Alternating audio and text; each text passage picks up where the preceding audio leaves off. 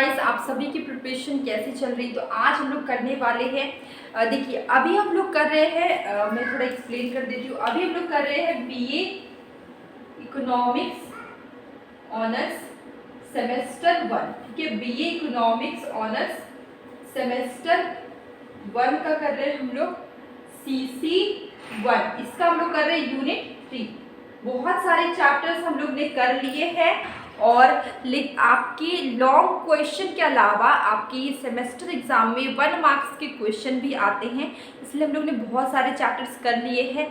तो मैंने उन्हीं चैप्टर में से आपके लिए कुछ MCQs पे लेकर आई हूँ।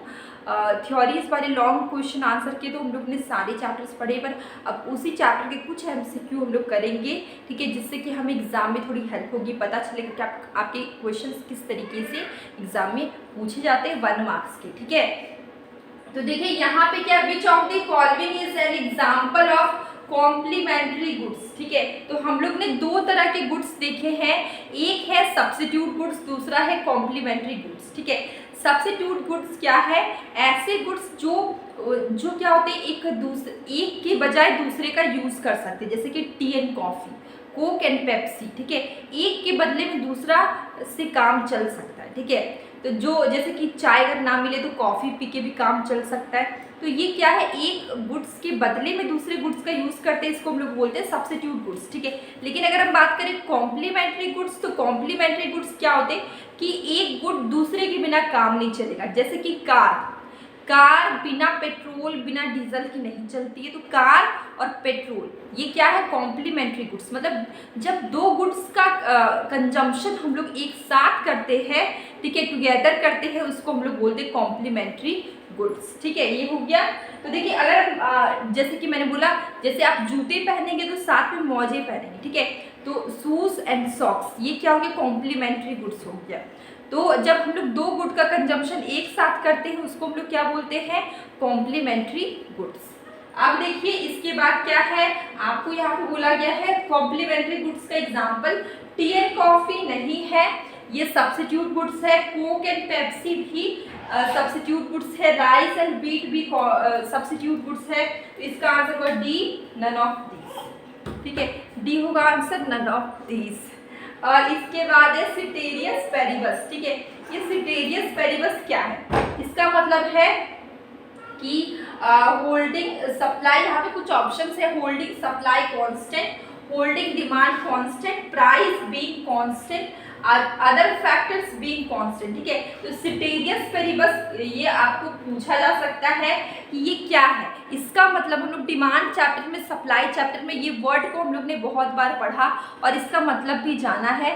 तो बहुत सारे वीडियोस हम लोग ने बहुत सारे चैप्टर्स कवर कर लिए हैं सीरियल वाइज। तो आप बीए इकोनॉमिक्स ऑनर्स सेमेस्टर 1 वाले प्लेलिस्ट में जाके देखेंगे, आपको CC1, CC2, CC3 आपको सीरियल वाइज मिलेगा वहाँ पे। अब मैं ये इस वीडियो को भी मैं उसी प्लेलिस्ट में ऐड कर दूँगी जहाँ पे हम लोग उन्हीं चैप्टर्स की कुछ MCQ कर रहे हैं, ठीक है। तो देखिए यहाँ पे सिटेरियस पेरिबस का मतलब क्या है, अदर फैक्टर्स बीइंग कांस्टेंट, ठीक है। जिसका आंसर होगा D, other factors being constant, ठीक है। अब देखिए एपी क्या है, ठीक है, एवरेज प्रोडक्ट। हम लोग ने 3 चीजें पढ़ी थी, एवरेज प्रोडक्ट, टोटल प्रोडक्ट और मार्जिनल प्रोडक्ट, ठीक है। एपी, टीपी और एमपी, ठीक है। तो एपी, टीपी और एमपी, ठीक है। तो देखिए एपी क्या है, एवरेज प्रोडक्ट, आपका टोटल प्रोडक्ट, ठीक है। टोटल प्रोडक्ट को अगर हम लोग से बनता है आपका एवरेज प्रोडक्ट, टोटल प्रोडक्ट कभी भी 0 नहीं होगा, हमेशा उसका वैल्यू पॉजिटिव होगा, इसलिए एवरेज प्रोडक्ट का भी वैल्यू क्या होगा, पॉजिटिव होगा, इसलिए इसका आंसर होगा ए, पॉजिटिव वैल्यू ओनली, ठीक है। इसका नेगेटिव नहीं हो सकता, both positive as well as negative भी नहीं हो सकता है, नीदर पॉजिटिव नॉर नेगेटिव भी नहीं होगा, ठीक है। अब देखिए एसी की बात करें, एवरेज कॉस्ट, ठीक है। Average cost is obtain bye, average cost कैसे ऑब्टेन होता है, dividing total cost. Total cost को किससे डिवाइड करेंगे, हमें एसी निकालना है, तो हम कैसे निकालेंगे, मैंने कल ही एक रील वीडियो में बताया था, एसी आपको निकालना है तो आप कैसे निकालेंगे, आपको याद आ गया होगा, per unit cost. Average cost क्या है, पर यूनिट कॉस्ट। इसके 3 काइंड्स कल मैंने एक छोटा सा रील वीडियो में बताया था।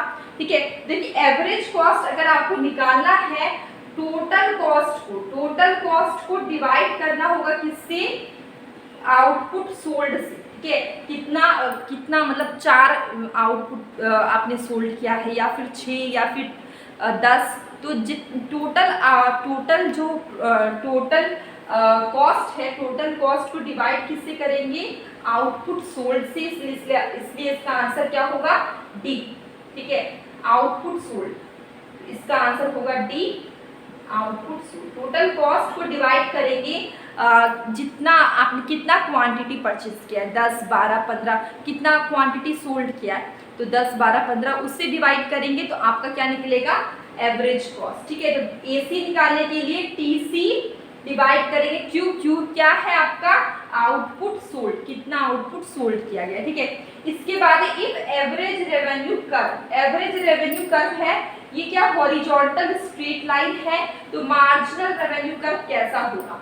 देखिए अगर एवरेज रेवेन्यू है x, ये है y, ये देखिए ये क्या है, एवरेज रेवेन्यू कुछ इस तरीके से हॉरिजॉन्टल स्ट्रेट लाइन, तो मार्जिनल रेवेन्यू भी होगा ER is equal to MR होता है, इसलिए यहाँ पे क्या होगा, अगर average revenue horizontal straight line है पैरेलल टू OX एक्सिस, तो ये क्या होगा, AR के बराबर क्या होगा, MR। ठीक है, AR is equal to MR, तो इसका आंसर होगा हॉरिजॉन्टल स्ट्रेट लाइन। ठीक है, if average revenue curve is horizontal straight line, the marginal revenue curve कैसा होगा आपका हॉरिजॉन्टल स्ट्रेट लाइन, मतलब AR is equal to MR, AR MR के बराबर होता है, इसलिए क्या होगा, हॉरिजॉन्टल स्ट्रेट लाइन, जिसका आंसर होगा आपका बी, हॉरिजॉन्टल स्ट्रेट लाइन।